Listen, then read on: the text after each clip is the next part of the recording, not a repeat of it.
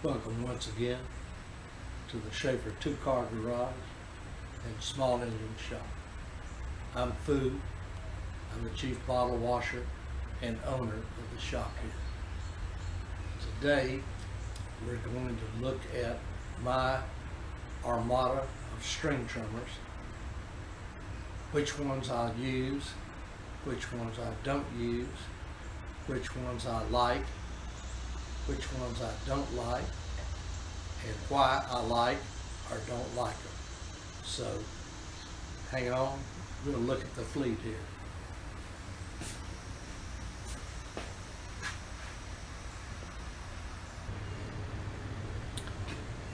This is the fleet of string trimmers that I operate.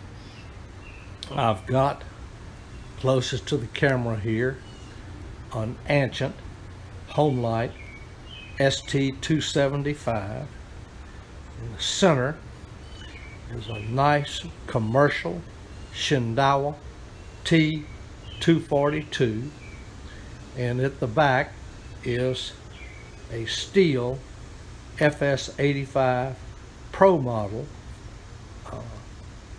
These are the three that I operate, and we'll look at each one individually.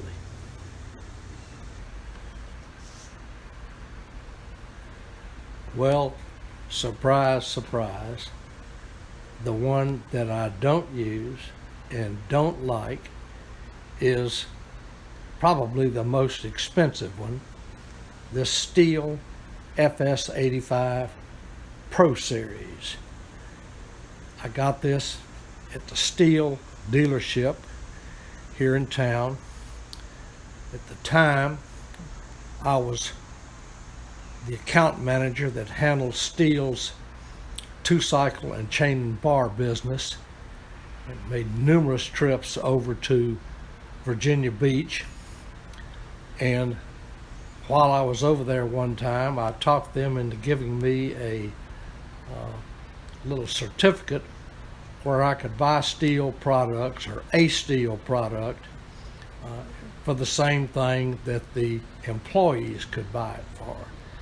So I bought this FS-85 string trimmer with a hedge cutter attachment, articulating hedge cutter attachment, and spent about $420 at the Stihl dealership.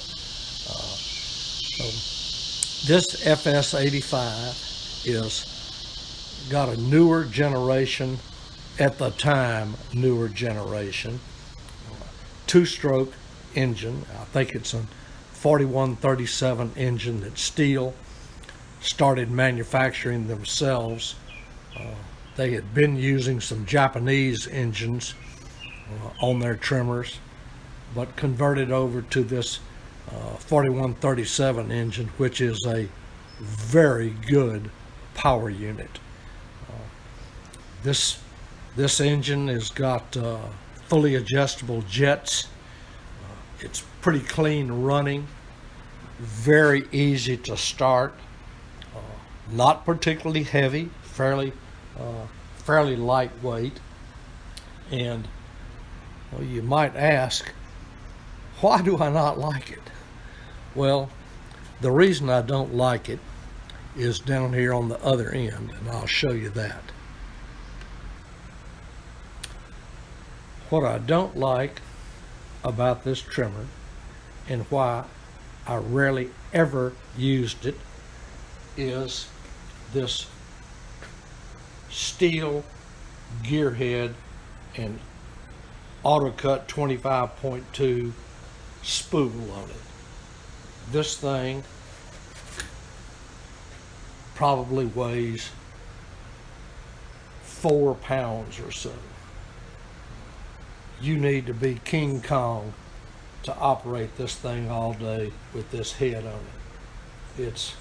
It works good. It's just too damn heavy.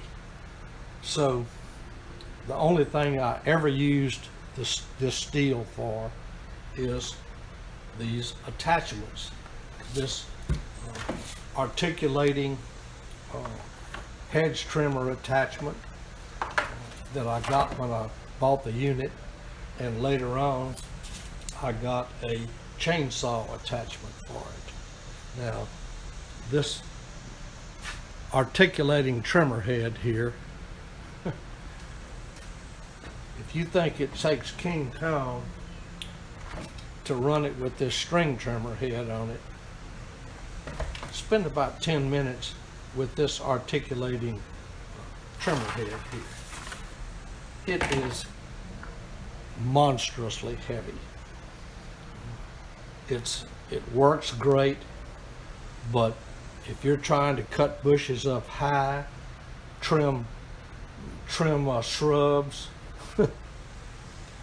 best you be a gorilla, because this sucker is heavy. So I use it, but I generally use it just to cut down low. The chainsaw head here is much lighter, very well designed, and I have used it a bunch.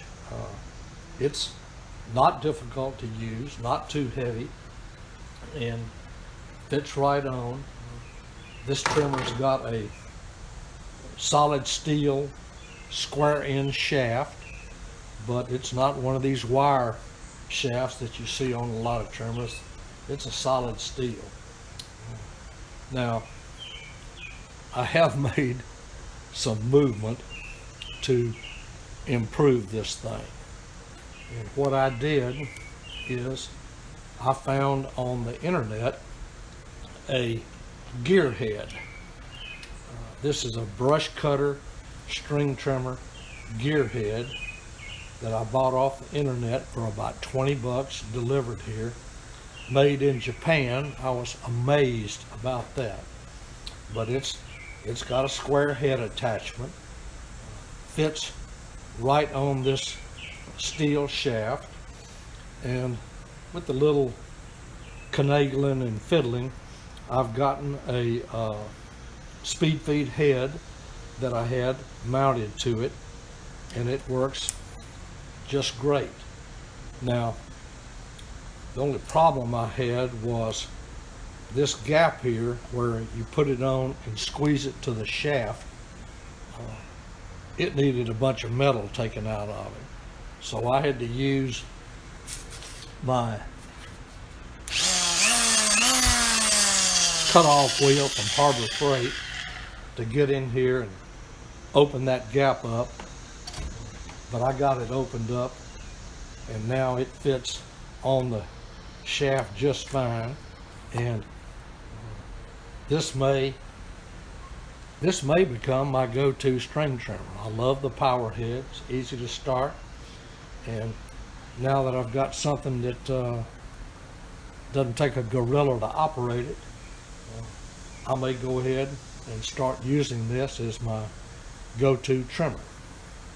So it's in the doghouse now, but the possibility of it moving up to first or second place exists, and we'll see how it works out.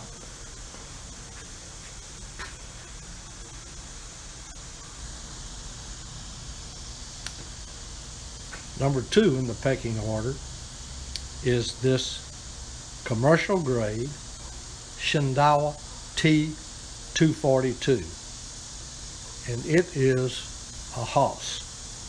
It is reasonably lightweight, easy to start, has tons of power, and I believe this is maybe a 2018 model that a friend of mine had, and it kept coming over here for service. We couldn't keep a carburetor on it that would work worth a hoot.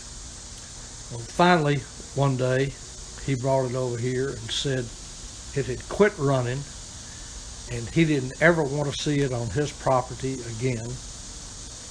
I could either part it out or throw it away. He didn't want it back.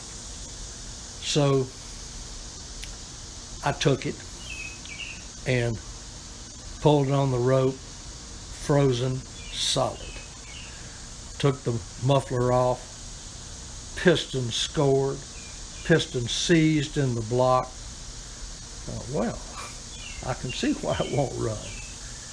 So I decided I'd have a go at fixing the thing, and I stripped it down to the lowest common denominator, loosened the cylinder, took the spark plug out, took all the cases off of it, and got a wooden dowel that I put in the spark plug hole here,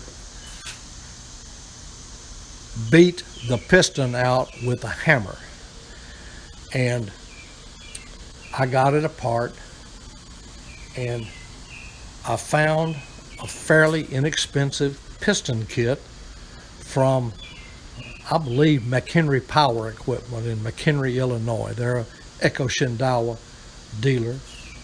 Shindaiwa is owned by Echo, which is part of Fujitsu or Kyoritsu, and this would be Echo's commercial product line. No homeowner stuff in the Shindaiwa line. Anyway, I beat the piston out of it, got my little brake cylinder honed the cylinder, and got most of the score marks out of it. The piston, of course, was junk, but I got this fairly inexpensive unit from McHenry and put it back together. That was in 2019, so it's 2.5 years ago, and it's been running ever since. I did have to put a third carburetor on it, but this carburetor works great, and this is my number 2 trimmer. I alternate between my Homelite and this trimmer right here. It has got a solid steel shaft. It's a splined shaft, so only a gearhead or a speed feed that will adapt to a splined head is all that will work on this weed eater. The carburetor is adjustable, easy to start. Just been a terrific unit once I finally got the thing up and running, and I've had nothing but good luck out of it. Got a nice speed feed head on it. It's easy to load. This Shindaiwa shaft here is a little bit smaller than most of the other shafts, just a little bit, but it does take that makes it take a special gear head that will adapt to the smaller shaft, but it's fairly lightweight, works great, and I like it once I got the piston beat out of it. My number 1 go-to trimmer is the least expensive of the 3 by far. It's the oldest of the 3 by far. It's this Homelite ST275 17-inch cut. I bought this string trimmer in 1986, so it's 30 years old. I bought it at Walmart for $119. This is the trimmer that I made my first video trying to get it back running. We call this trimmer Lazarus because it had died for several years, and I got to fooling with it and brought Lazarus back to life. Now, why do I like this trimmer? It's very lightweight, easy to start. None of this easy start system. You pull this and you can feel the piston go up and down. It's got good compression. But the main thing I like is it is lightweight.